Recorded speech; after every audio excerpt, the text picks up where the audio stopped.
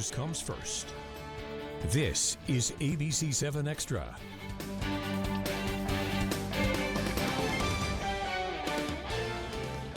Welcome to ABC 7 Extra. Good evening, I'm Stephanie Valle.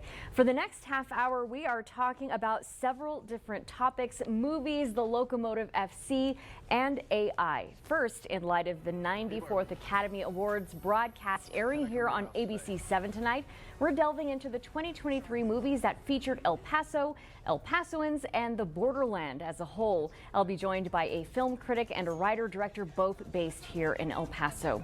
And later in the program, ABC 7 began broadcasting a groundbreaking promotional spot tonight during the Oscars.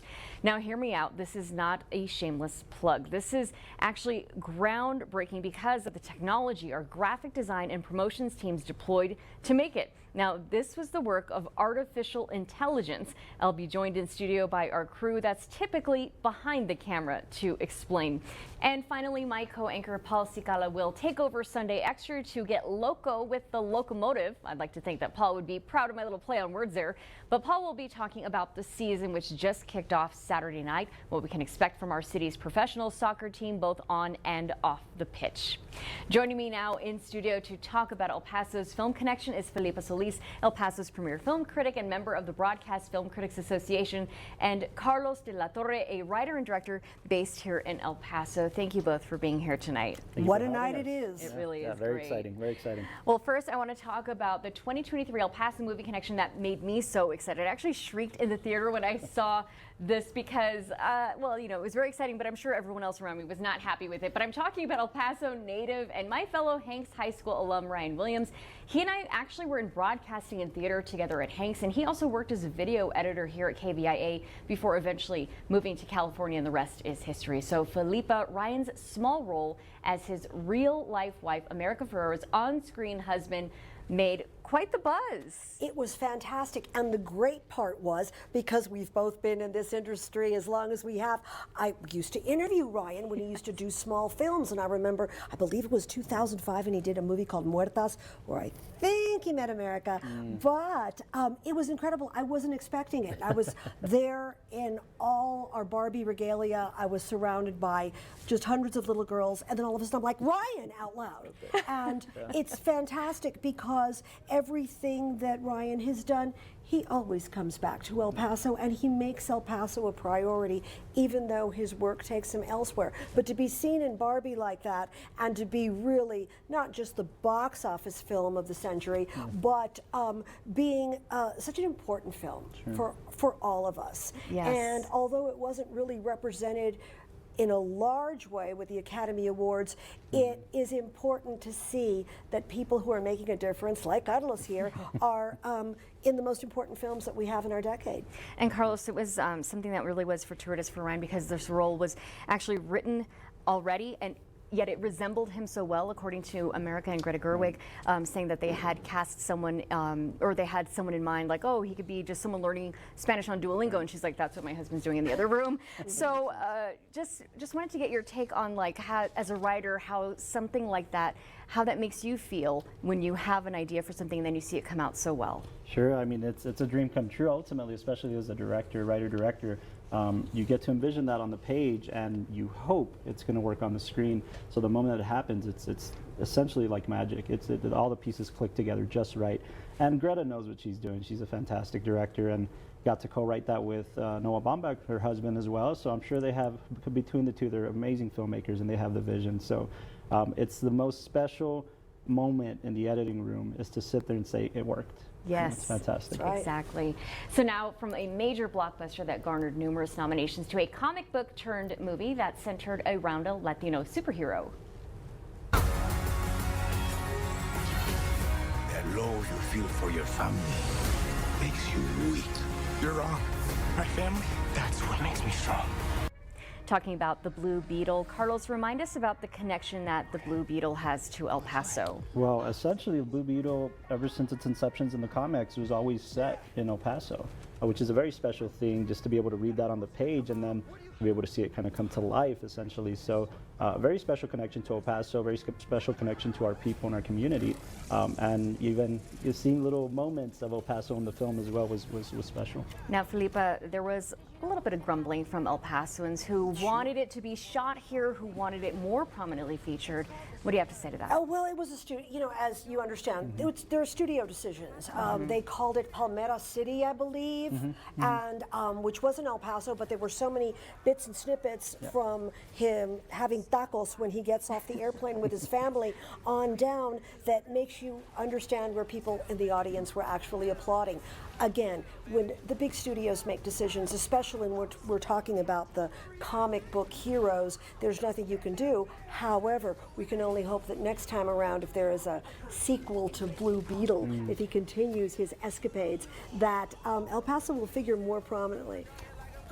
Go ahead. A film starts substantially before in pre-production, and if the public should know, a lot of the pre-production did happen in El Paso. We had scouting locations and camera tests and stuff like that with the filmmakers, and Warner Brothers was down here. So something that we try to keep quiet for the most part, but now that the film is out, a lot of the inspiration was definitely taken from El Paso, and soon we'll be able to make more big productions happen here in the city. We're working on that right now. And that's actually leading into my next question, is what will it take to have El Paso be seen as a good setting for something other than, movies that center around cartel violence, thinking about Sicario? Well, I'm thinking back in the day as I age myself a little bit, but I remember there was a very strong sense of production here that I know takes place in New Mexico, but it's coming back with so many of our young filmmakers that are really making a difference with independent films. And that's what's very, very important, because even in Hollywood, they're looking at that. They're looking to see, that's how Ryan climbed up the ladder. These exciting, young, dynamic minds that are coming up with innovative ways to do films. Now, I remember when we'd have films like Lone Wolf McQuade shot here with Chuck Norris, and interviewing him in Fabens where everything took place. And we can go back in time a long time ago, in 1972, The Getaway, Steve McQueen and Ali MacGraw, and they were also in Fabens and all over downtown El Paso. It was very, very exciting. But El Paso does have an important place in films, and again, our future is what is really going to make the difference. People like this young man you see here, and all of the people, Chuck Horak, Carlos Corral, all of these young people who are really solidly making a difference for cinema in our region. Right. Absolutely. Let's talk about a movie that was based on a novel by an acclaimed El Paso writer and actually did take place in the Sun City. Dear Ari, I miss El Paso. I think about it all the time, and I think of you. Aristotle and Dante Discover the Secrets of the Universe is based on the young adult fiction written by Ben Saenz. It is a coming-of-age film about two teen boys learning about friendship and love at a time when their experience wasn't exactly embraced widely. And El Paso features prominently. So, Felipa, there were a lot of Hollywood stars backing the production of this movie. Yes, there were, from Eva Longoria on down. And that was very, very important. Unfortunately, for a film like this year wasn't the opportune time for it to be, I think, distributed. But it takes place in El Paso in 1987, and it's a very, very moving story about what was happening at the time here, and from everything from experiences being two young Latinos, understanding their sexuality, and all of these things that Ben Saenz brings to life in the book. But I wish it would get more play, and it was a very strong film with a lot of very powerful support behind it. Yeah, including Lin-Manuel Miranda. Yes. So, Carlos, can you talk about, we saw so many references to El Paso in this. If you haven't seen it, check it out. Charcoaler featured prominently in the mountains. Talk about how they go out scouting locations to make sure that people know where they are. Absolutely. Well, that's tell to the filmmaker. They typically will write this in the script and already have a vision for what they want to communicate across the screen. And it's inspiring to see these locations, because these are locations we want to use to tell an El Paso story, which this very much was. I can tell you that there's a renaissance happening in El Paso on being able to shoot in key locations and be proud of our city, but tell more original stories with less violence, less of this stigma. So that all comes about in the pre-production process to be able to say, this is the message I want to communicate, these are the locations I want to use for that, and fill in the space there. Let's talk about the film that centered on an El Paso luchador.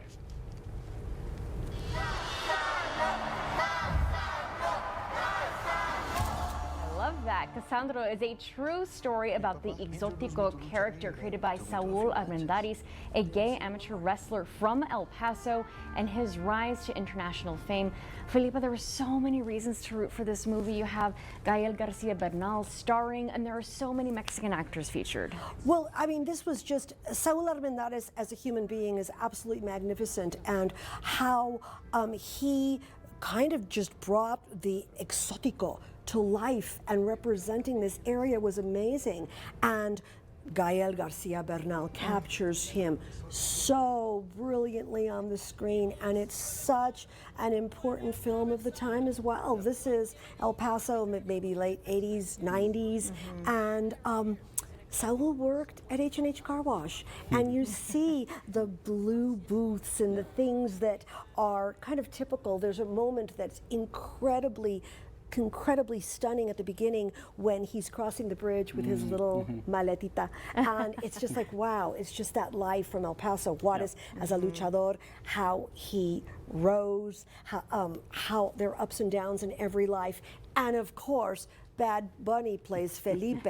So that's a little like, okay, when Bad Bunny becomes your tocaya, I was good with that. But Saul Armendariz is such an important story, and what a beautiful person, and what an incredible performance. I'm sorry that Gael Garcia Bernal was not honored by more awards. Yeah. I know I secretly had him on my top 5 Passion because project for him. He also produced the picture. he also produced it, exactly. And it was a labor of love for him as well. He's such a wonderful actor. He's already doing things for Criterion Collection, picking old, fabulous films. But Cassandro has certainly done extraordinarily well in streaming. Definitely. So would you say, I would say that 2023 was a really good year for El Paso in terms of being displayed on film.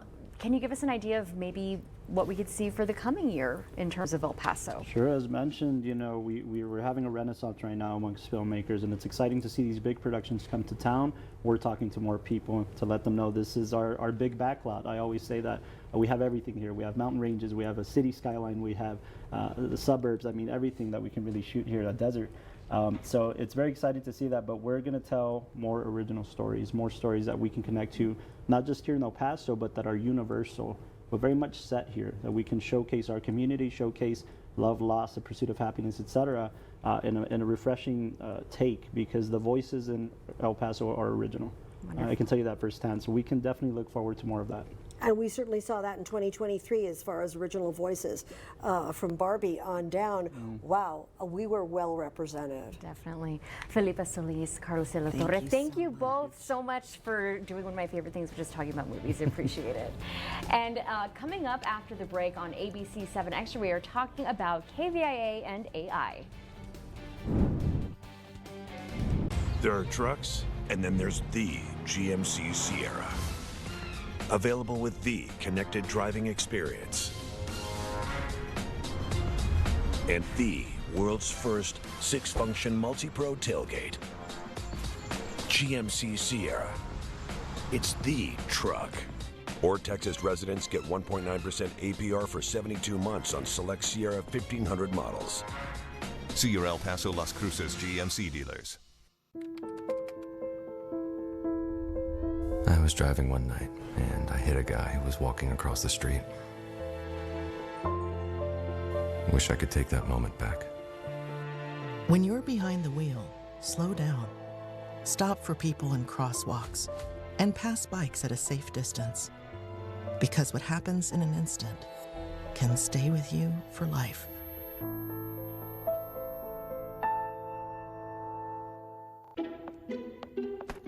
One scorching heat wave will leave me powerless to cool my insulin.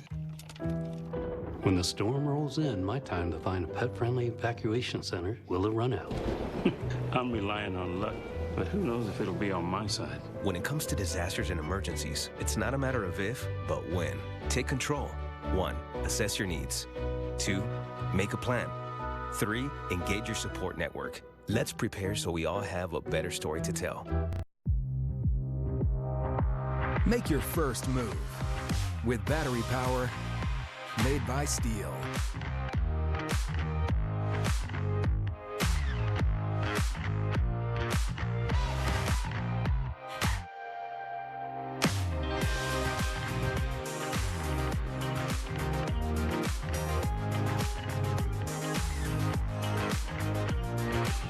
Real Steel. Find yours. Swipe right on savings this month at Oscar Leaser's Hyundai of El Paso. Maybe your match is $4,000 off MSRP on new Santa Fe. Not 2, not 3, but $4,000 off MSRP. Swipe right on those savings, and you'll like no interest on Santa Fe and Tucson. Or maybe it's time for you to swipe right on electric, Kona EV, Ioniq 5, and Ioniq 6. All with $7,500 in retail bonus cash. Over $7,000 in savings on electric vehicles. And you won't have to stop for gas anymore. Swipe right on savings at Oscar Leaser's Hyundai of El Paso. Welcome back to ABC 7 Extra. I'm Stephanie Valle. Tonight during the Oscars broadcast, we debuted a new spot about ABC 7 News. Now, in case you didn't see it, let's take a look at it now. In this world of confusion, information helps create the decisions we make. Without it, the world around us sits still. That's why the people of ABC 7 work hard to uncover, confront, and anticipate how events will impact you.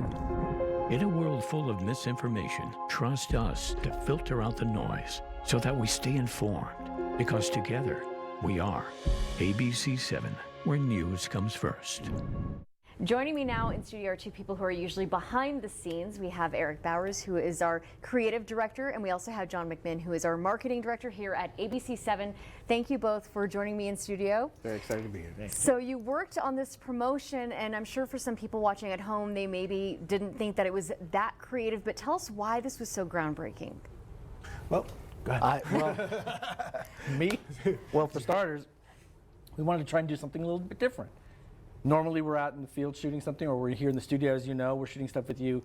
We're always scripting something that's going to include our talent, saying some lines and that kind of stuff. So for this one, we wanted to kind of step outside the box and do something that was more technologically challenging. And we're very grateful that NPG, the owners of the company of KVIA, have given us the latitude to utilize AI in a creative capacity. We're not going to be doing AI in the sense of for news. That always stays acquired in the realistic sense. But for creative purposes, AI can be really powerful. So we thought we'd challenge ourselves with that. Yeah. And speaking of using it creatively, that opening shot where the city comes together, the skyline there, Eric, talk about how that was made.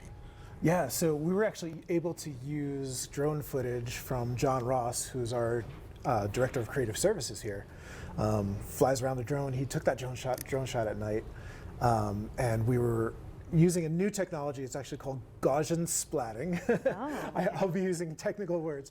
A whole bunch of these new terms, you just got to get used to it. So, but what that does is basically takes all the points that came in from the camera from all the different angles and is able to pinpoint them to colors, and those colors that actually change based on angles as well. So basically turns it into a 3D environment, right? Exactly. Wow. So you could fly through it. We did a camera push through that. And what you're seeing at first are the little points happening, and then you're seeing the city build itself over that, just using overlay effects. Wow. But that was really fun to make that. So when we hear AI, obviously a lot of people have questions about it, maybe even some concerns just about how it's used. And so talk about the safeguards that were put in place in order to make sure that, like you said, that the creative stays creative and news stays news. Right. So Brenda de Andaswan, our general manager, wanted to make sure that we operated within a box that dictated to us without, there are obviously very legal implications for this, ethical implications. Like if I took a shot of you and uploaded it to a cloud, then that shot belongs to whoever owns that cloud. Mm-hmm. And we don't want to give those rights away to anybody because they could use it kind of at their own discretion in perpetuity. And we want to retain that for KVIA. So those kind of things there's still, I think, even battles going on in Congress right now that are trying to figure out where those lines are drawn. Mm-hmm. So without getting into that kind of legal minutia, we just sort of decided that here's the box we're going to operate in. Let's stick to that, and for now, just be as creative as we possibly can without stepping on any legal or ethical boundaries. We really want to maintain that what we own is ours. You know, that the image and likeness of our talent stays within the confines of ABC7. Wonderful. And one of the ways we did that too, you know, the creative generation of images in there. In some cases, like you'll see the shot at the beginning where there's a woman who's voting and then she becomes a woman who's shopping. You're seeing the back of her head. It's not a person. We're not claiming that this is a real person. It's like, but we're using that as an image like you would if you did a photo shoot or something like that. I see. And that was a still image that was generated completely out of AI and then set to animation through AI. Through AI. Wow. And then we, you know, the fun that I got to have is, and before I really could do anything, is I wrote the script. I did not use ChatGPT to write the script. I did it. I enjoy that process. That's true. And then I did the music for it. So I found a piece of music that I really liked, Claire de Lune, that was kind of a take on Claire de Lune, Debussy. Handed it over to Eric after I did the edit, and then he helped populate that. We had to time it out. We went through our own process, and we were kind of figuring it out as we went. We didn't know who was going to end up doing the final edit. It was even as we speak, there's still things up in the air that we're trying to figure out. Yeah. Wow. So yeah. Well, definitely stay tuned as this team continues to collaborate on how to promote ABC7. Both of you, Eric, John, thank you for joining me. Thank you. We're talking locomotive after the break here on ABC7 Extra. EP Fabtech Metals, your local one-stop shop for roof and wall panels, trims, accessories, ES1 edge metal, custom modulars, project design consultations, and metal installation certification courses. Located at 1381 Darrington Road. Visit us today. When a rookie stunt driver meets the trainer who thought he'd seen it all. Again. There's bound to be action. But this is no ordinary blockbuster. It's a Nissan sales event ad, so you better act fast. Don't miss your chance to drive away in a new Nissan. Let's roll. Hurry into the Nissan Thrill of the Drive sales event. Now get 4.9% APR financing for 60 months or get a low $269 per month lease on Xtra. Life, it's full of moments that make life special. Now, life can also bring us difficult and disruptive moments like a cancer diagnosis, which is why the groundbreaking work of Stand Up to Cancer is so vital. They bring together top minds from different fields to find new and better treatments so patients can thrive. Please join Stand Up to Cancer and Myrtle Beach to help families get back to where they belong, making new memories for years to come. My sinuses were clogged, my head was throbbing, and my muscles ached. I really didn't have the energy to drive to see a physician. With University Medical Center of El Paso's telehealth services, I stayed in the comfort of my home and consulted virtually with my UMC provider. No traffic, parking, or crowded doctor's offices. Better health is a phone call away. I'm happy I called UMC. Call us today for an appointment at 915-790-5700. At UMC, we care for El Paso. Watch Smart Money Thursday on ABC7 at 4 with Myro Capital Management. You'll learn how to save money the right way and make better decisions to set you and your family up for financial success. Smart Money Thursday on ABC7 at 4, sponsored by Myro Capital Management. How's your energy, El Paso, Las Cruces, and Ciudad Juarez? My energy levels are pretty high this Sunday night because soccer season is back right here in the borderland, and your local pro soccer team is gearing up for its second game of the season. Good evening to you. I'm Paul Sikala. We are talking El Paso Locomotive FC. The Locos will defend their home turf on Wednesday, hosting Monterey Bay FC. And tonight, I'm joined by the general manager of the El Paso Locomotive FC, Andrew Forrest, and we'll be talking about all things pro soccer in the borderland. Plus, we have the newest member of the Locomotive FC staff, and this person needs no introduction here in the El Paso area. We are talking Johnny Cage, the host of the highly rated morning show on 104.3 FM radio, among others. Yes, you heard me right. DJ Johnny Cage has just been named the official public address announcer at Southwest University Park and the in-stadium DJ. We'll get to both of them in just a bit, but first, if you haven't made it out to an El Paso Locomotive FC game, you are certainly missing out. Even if you've never been a soccer fan, here's your chance to become one and support the hometown team. And as everyone knows, the fan experience is like no other, especially at a downtown stadium in the heart of El Paso. With that said, let's bring into the mix Andrew Forrest again, the proud general manager of the El Paso Locomotive FC. And thanks again for joining us, Andrew, and talk about how exciting it is to be gearing up for a brand new season. You are one game in with the next home matchup on Wednesday, and there's lots to look forward to with the players and the coaches and, of course, the fans. Yeah, we're excited to start our 6th season. It's hard to believe that it's been that long, but we're here in season 6. And we're excited. We've got a lot of games here to get the season started. So we've got a game Wednesday against Monterey Bay, then Saturday afternoon, our first ever afternoon game at 1 p.m.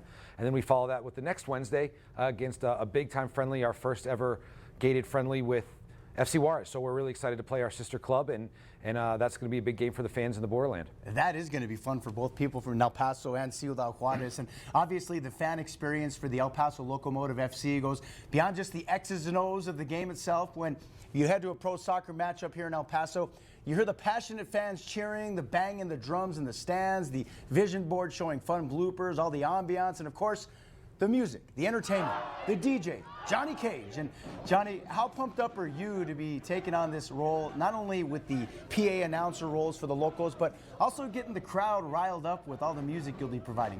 I'm super excited. I'm super honored. I can't wait to bring some energy to an already electric crowd. There is no other crowd like soccer crowds. I always say it's a different breed of fans. So I'm super excited and super honored to be part of this experience. I can't wait to get out to the games and hear you spinning up that music and doing the PA stuff. And Andrew, I want to get your take on this. It's always been a fun, in-your-face fan experience at El Paso Locomotive FC games. And from a management and promotional aspect, talk about what it means to bring a household name like Johnny Cage into the mix, spinning on the ones and twos and pumping the crowd up even more. Yeah, so it's interesting evolution. I'd heard about Johnny Cage, since I got here. People had talked about him, a local hero of sorts. And as we went into season 6 in the off season, we were brainstorming how can we help elevate our atmosphere. I mean, we have a great crowd, we have a great ambiance, as you mentioned, but what we wanted to try to do something to the next level. What can differentiate ourselves? And we were brainstorming. We were thinking, and it kind of came out as, at first I was like, there's no way we could even get him. And then it was like, well, let's reach out to DJ Johnny Cage and see if he'd even be open to it, And here we are. We're sitting here, and he's gonna be a big part of our season for this season, and hopefully many more to come. So that's kind of how it started off as maybe a pipe dream, but it's turned into reality, and we couldn't be more excited to have him here. Super excited myself as well. It certainly helps to have one of the most influential voices in the borderland, and Johnny Cage as part of the team. And I give props to Johnny. I know how tough it is and what the grind is in the radio industry. I started my career out in radio, and I was an on-air DJ myself, and I know how it is to have to be up super early in the morning and then do late night gigs at the soccer games, but won't be easy, but I know you're definitely game, Johnny. Absolutely, I can't wait. I'm super excited, and I can't wait to see all the fans. All right, we have a few more minutes here to chat and talk, Andrew, just more about the team itself, and tell us about what we can expect for this season. Apart from some of the players being loaned over by FC Juarez in La Liga Mexicana, there's lots of new talent added to this roster to look forward to, right? Yeah, we've brought in a lot of proven players from around the league, so we're excited with some of the guys that we've brought in from. Armando Moreno, who we were able to snag from our arch rivals in New Mexico, and then Justin Dillon, who's a highly rated striker that we got from San Antonio. So and a few other players. So what it tells me is that people want to be in El Paso. They want to play in El Paso in front of our fans. They want to be part of this experience, and we really think that we've been able to meld experience with youth and get the kind of guys that are going to run and be exciting and play an up and down kind of brand of football that our fans are going to really like. We want to score goals. We want to score multiple goals, and I think that's what most people that follow the game want to see. And I think it's exciting as a fan. You had mentioned that you have all these home games. You're starting off with back-to-back home games. And then, as you mentioned, I'm looking forward to the local team from El Paso facing off against our sister city in FC Juarez. Why did it take so long for you guys to be able to get this type of exhibition game going? And how excited are you about matching up against FC Juarez? Yeah. Honestly, really excited. We've played them in some closed-door scrimmages in years gone by, but this is the first time that we've ever played them with the public in view, as I mentioned. And we're really excited because this shouldn't have taken this long, but it's hard to, with the use of the stadium is so heavy, and finding a time. Their season runs a little bit differently than ours does, so it's really just about finding a time that works for both. But we found it, we figured it out. We made it a point of emphasis to get this game on the calendar this year, and we certainly believe that it'll be an annual thing. And you know, our ties and relationship with FC Juarez could not be any stronger. We have 3 players loaned to our team this year. We sent a player to them last year, their goalkeeper, Benny Diaz. So we're really excited to continue to see that relationship grow and strengthen, and this is just the beginning. I'm excited as well, my friend. I hate to break up the party, but we're running out of time. I want to say thank you once again to the general manager of the El Paso Locomotive FC, Andrew Forrest, and the newest DJ at the games, Johnny Cage, who will also be the public address announcer. And El Pasoans, get on out there and support your local team. And remember, the Locos, they play on Wednesday night hosting Monterey Bay FC, and on Saturday, they will take on Louisville City FC at Southwest University Park. Plenty of tickets are still available. And thanks again for joining us on ABC 7 Extra. For my co-anchor, Stephanie Valle, I'm Paul Cicala. Have a positive, productive week filled with lots of joy. Thank you for watching. ABC 7 News is now available on any of these streaming services, as well as the KVIA News and KVIA Weather and Traffic apps.